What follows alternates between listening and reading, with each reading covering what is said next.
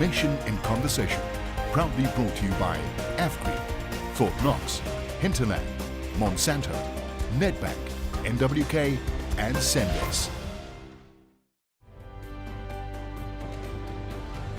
South Africa has the longest wine route in the world. Kruger National Park supports the greatest variety of wildlife species on the African continent. South Africa has deserts, mountains, escarpments, plateaus, grasslands, bush, wetlands and subtropical forests. What makes you proud to be South African?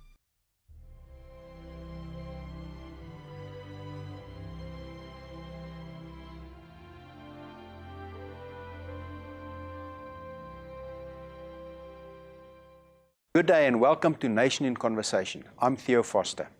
Nation in Conversation is a discussion platform that was created to discuss agricultural issues that have a direct or indirect impact on our daily lives.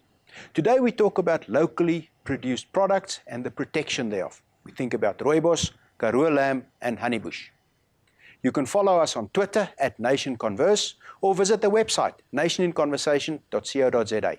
With me in the studio today, Professor Johan Kirsten, Head of the Department of Agricultural Economics at the University of Pretoria, and Dr. Dirk Troski. He's a Director Business Planning and Strategy at the Western Cape Department of Agriculture. Johan, I would like to start with you. Products of origin. What is it exactly? Products of origin is known in Europe as geographical indicators, and they typically refer to products that have a unique identity, built on culture, built on origin, built on unique climate and unique identities of products. And it's something that the European nations have been building over decades or centuries basically of artisanal processes and how to process products and how to produce them and actually how to market them. So the identity comes from cultural processes, production processes for centuries, and actually provided a unique product that is true to the identity of those nations. Dirk, a few examples? Well, if one look at international examples, one would Champagne, Parmigiano, Reggiano, Parma ham, those type of things. But I think we also need to come to South Africa. And in South Africa, we've had a long history of wine of origin. So you've got the wine of origin Stellenbosch, wine of origin Paarl.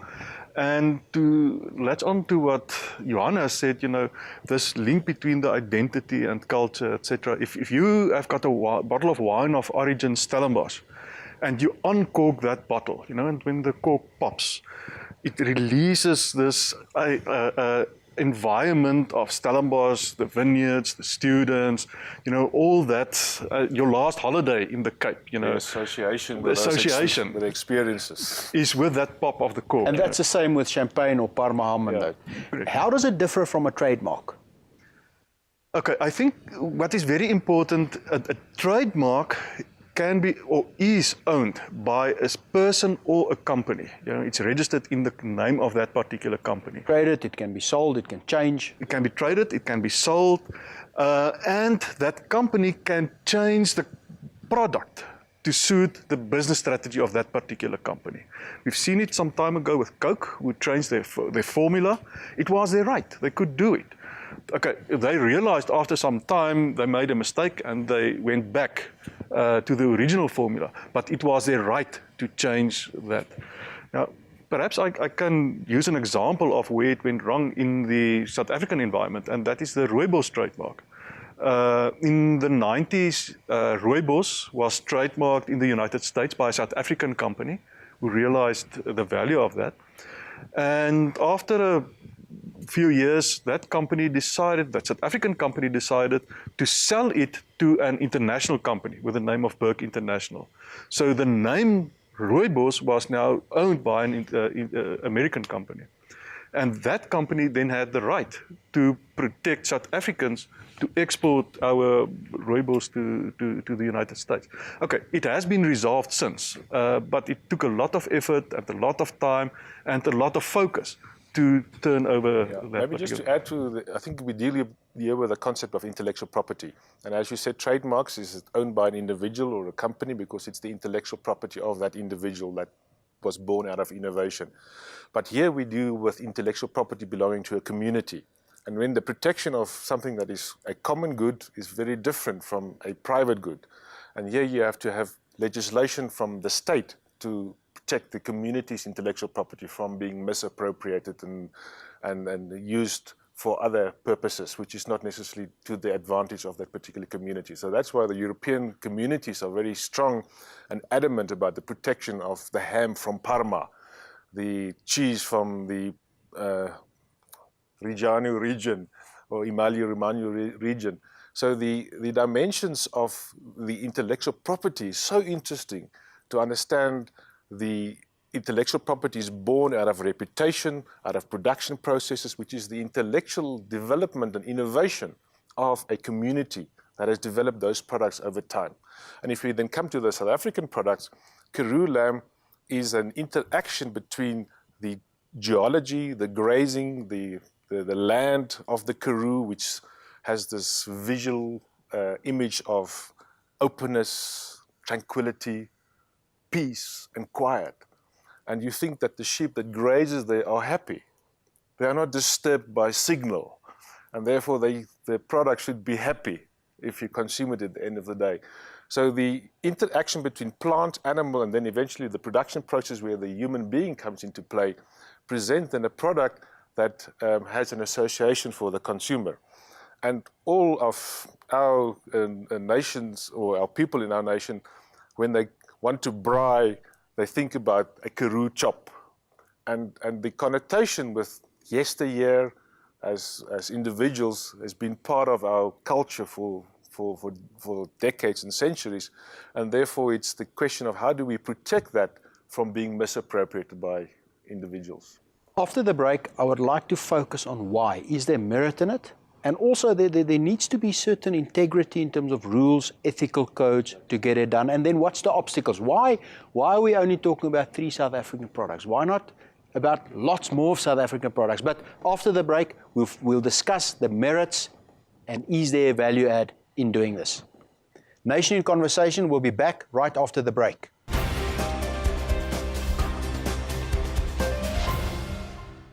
Welcome back to Nation in Conversation. Today we talk about the quality and origin of products and how you can protect that. And is there value in that? Dirk, I want to start with you in terms of why do we only have 3 products noted here?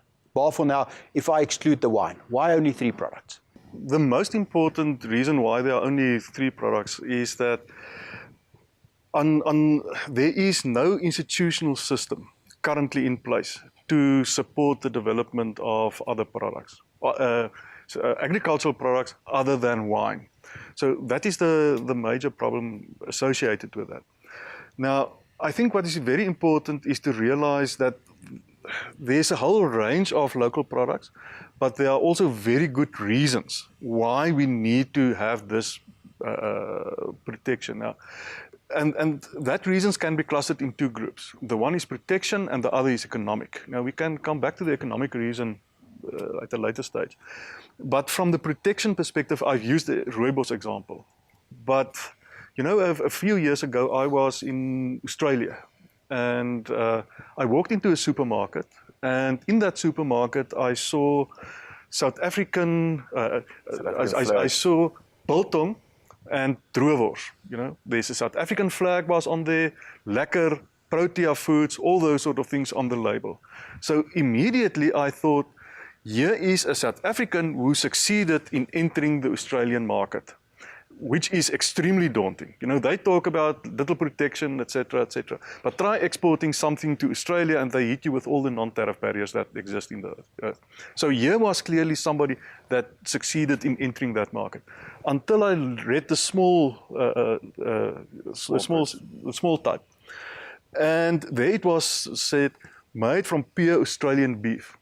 So here is somebody who used our history and is making money in Australia by selling that without anything coming back to it South creates Africa. the impression it's a South African product he's selling. So he's actually using that image, the reputation, to add value to his margin. Because there's value in that image. it's being used for commercial purposes. I want to pick up, Johan. We touched on it now. There's value in that image. Is there merit in registering? The value obviously comes from the reputation, the image, the connotation and association, because I think consumers like to be consuming something different. You know, you want to be different, and therefore you want to brag with your product, but you consume the blazer you wear. It should be different than my blazer, because you have a personal identity that is critical. So from that perspective, you have then economic value. But as I said earlier, that economic value can be watered down if it's not protected. If you're an individual selling something, you have intellectual properties and trademarks and so on that you can protect.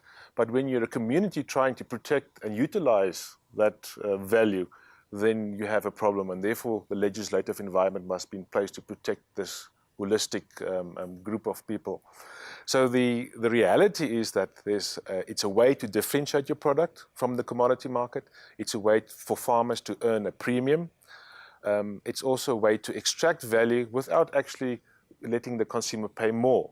In essence, you're trying to really prevent the watering down of your commodity. That is something that is special, that belongs to you, that is something that you've developed over time. There's various elements that one can protect. And I want to get back to an example. If you're in the UK, you can make sure that you have Angus beef. There's restaurants that only sell Angus beef. In America, there's Longhorn cattle available in restaurants that only sell that. Is that part of what we're talking about? I think the principle is that when we talk about product differentiation and branding and things like that, there's many spanners in the toolbox. Okay, one is, for instance, by using a particular cultivar, for instance, Pink Lady apples, or a breed of beef like Angus. So, and because there's a perception that that particular breed has got particular characteristics, there is a consumer demand for that. So people use that. Another is the production process. Dolphin-friendly tuna, organic production. Another form of product differentiation is creating this link between the product, the history, the people, the geography, all those sort of things. And it's fine. It's different tools in this toolbox, and it should be used appropriately. In certain instances, the one tool is more appropriate than in other instances. But from my perspective, or where we've spent a lot of time, is I think there is so many products where one can clearly demonstrate that link between product and region in our context, that this is an area that has not been tapped at all. John, there's an underlying element here, and that is you have to be able to verify this. Yeah, and I think that's the point I wanted to make in response to Dirk's comment, is that the verification process is critical, because if you deal with a race or a breed in the animal world, then genetics becomes critical. And how do you test for the genetic makeup of the final product? And therefore it requires sophisticated testing. In the case of origin, the verification of the region and the origin of the product. So traceability becomes very important. So traceability is critical in origin-based foodstuffs. But traceability has become part of the food industry recently, and therefore it's a natural evolution to actually being able to trace back the final product to the farm of origin. So verification, obviously, but again, verification combined with protection and enforcement, and to avoid people misappropriating that identity. You know, we can have people selling Angus beef, but you've no idea as a consumer whether it's actually Angus beef. You think that the label is true, but there's no policing and no enforcement of that process to ensure that those farmers doing all the effort of producing the Karoo lamb or the Angus beef are really protected from the scrupulous traders out there. Dirk, when we talk about a trademark, somebody owns a trademark. There's a registered address. There's a body on the other side. In terms of what we're talking about here, who is the custodian of that asset? Who's the custodian? That is a very interesting and a very relevant question. And actually, we've spent quite some time the past decade, debating on this custodianship and who should. Now, in certain industries, it's quite clear. In the rooibos industry, there's South African Rooibos Council, who is representative of the industry and can be the custodian of this, so that is clear. Same in the honeybush, there's South African Honeybush Tea Association, who can fulfill this role. But who owns Karoo land? It's not the Red Meat Producers Organization. It's not the Red Meat Producers Organization. It can't be any of the provinces because the Karoo is over 4 provinces. It can't be a municipality. There is no body that can own the Karoo or be custodian for the Karoo. And perhaps Johan can indicate... I think that's precisely why we've developed an organization to represent all the certified farmers and all the certified abattoirs to have a custodian. So that body or organization is now playing the role as a custodian of the Karoo. After the break, I would like to look at other products that can be used, other geographies, other specific identities that can be used in the same respect. Nation in Conversation will be back right after the break.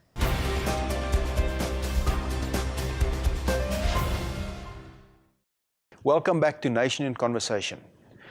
Dirk, in terms of other South African products, we have a rich culture in terms of geographies, in terms of traditional products. We have a specific culinary history. What other products lend itself to this? You are quite correct. There's a wide range of products. And we have only started exploring the possibilities. We can use some examples. For instance, Weskus snoek. When one thinks about the West Coast, it is very clear that there's a relationship between snoek, patats, geel rice, and those sort of things. It's part of the culture. When you think about snoek, you think about a very particular fisher, fishing for that snoek, a particular identity. Boerlandse waterblommetjies, South African olives. People think imported olive oil are better than South African olive oil. Actually, we've got a higher quality product for various reasons, which I won't come in here. And we should not only limit ourselves to agricultural products. Some people say that the success of a South African safari or African safari is directly correlated to the size of the giraffe you take back. So that when you're on a flight to Europe, you always see the stewardess trying to fit this giraffes into the overhead lockers. But where does that giraffe come from? We think it is the people there at the side of the road that is currently carving it, but actually there's a big suspicion that it's being imported from as far away as China. So in this way, by not protecting this product of ours and linking it to the geography and the people sitting at the side of the road, we are actually losing an ideal economic opportunity that can create a lot of value in the communities that need it most. And job creation, I think the snoek example is very interesting because there's been a lot of scandals in the snoek industry where we buy snoek in the retail stores and it's actually some New Zealand funny fish that was imported, looks like a snoek, but it's not really a South African snoek. So we even our own people, and I think that's a big problem we have, our own people are misappropriating and misusing our own names for commercial reasons. And I think the points Dirk are making and the question you've asked is really, there are so many other products that are true to our culture and true to our South African nation that we should actually protect from misappropriating. What, from your point of view, giving advice to people that are listening to this, what is the critical elements that needs to be in place when you go on this journey? I think the first issue is always, how do you identify the product? What is the identity, the reputation? Is there actually a margin in that identity? And is there a margin in the identity? And can you define the identity? Is it something that is sensible? Is it protectable? Is it real? Or is it just a fiction of your imagination? Is it something that is true to the culture, true to the origin, true to the production process? Is there a story? I think that we always talk about the story behind the product, because when you're at the restaurant table or in the hotel or in the event that is been staged, the story behind the product just makes the experience much better, you know, and that's the true value. So if there's no story, if there's no identity, if there's no reputation, it's not worthwhile going all the steps, because then the next step is legally enforcing that and finding enforcement mechanisms to deal with that. So you cannot start with a process once you're not clear about the identity and the reputation of the product. Your experience, Dirk, for people that, or industries or products that has gone this route, was it worth their while? You know, I grew up on a farm and I spent my whole career in agriculture. And what I know is that farmers will never spend money on something that they do not perceive to be worth their while. Now, the best example we've got is probably the wine industry. We've got a wine of origin system for quite some years. And if we track the certification it's voluntary. Nobody forces a wine farmer to certify their wine. And if we track this certification over the past 2 decades, we see it started in the vicinity of about 30 to 40% of the wine being certified. Today, it's about 85%. Of wine in South Africa are being certified. Now that includes a number of elements, of which one is wine of origin. So this is a clear indication that farmers perceive value in following this particular route. And I think the next step is to have a meat of origin system, whereby you can actually say, I would like Free State lamb much more than Karoo lamb, or Karoo lamb I prefer above the Swartland or the Oeverberg, because there's identity. And I think we need more sophisticated marketing in our meat and other industries to actually bring the product to the consumer that he or she loves and has an association with and prefer the taste. The taste determines what you buy. But if you don't tell people that this is likely to taste different, as in the wine case, then people are not clear what they're doing. It's a focus on moving away from being a price taker to adding a margin to your price. It's right, and actually determine the price, because if you want my product, which is an identity, you have to pay for it. And you can have price differentiation across the different origins, which makes it an interesting competition then. Do you foresee in future that we'll have a lot more of these products that will be recognized? Hard work. Hard work, and we have got immense potential in South Africa of this type of linking product to geography. Johan used the example of different meat from different areas, and some people will say, I only eat Karoo lamb. Other people say Free State lamb is best, or Handam lamb, and that's fine. That's fine. Because it's all about perception. Some people prefer Shiraz wine, other Cabernet, somebody Sauvignon Blanc, it's fine. But you don't just drink wine, a blend of red and white and everything together. You experience different types of wine. And we need to go the same route with things like meat, wheat. Even rooibos. Even rooibos, we can go into different areas. So, I think if we really want to move forward in our economy, we need to see much more excitement in this area. Well, we're moving in a world where the consumer will dictate what he wants, not what the producer is going to put on his table. Thank you very much, gentlemen. Very interesting discussion. Please visit our website, nationinconversation.co.za, or follow us on Twitter at NationConverse. Until next week, from me, Theo Foster, goodbye. Nation in Conversation, proudly brought to you by Afgreen, Fort Knox, Hinterland, Monsanto, Nedbank, NWK, and Senbis. The world is changing today. The world is changing in every way.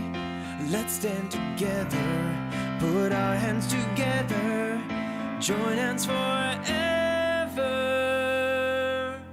We're making it better. No matter where you are, you could be near or far away.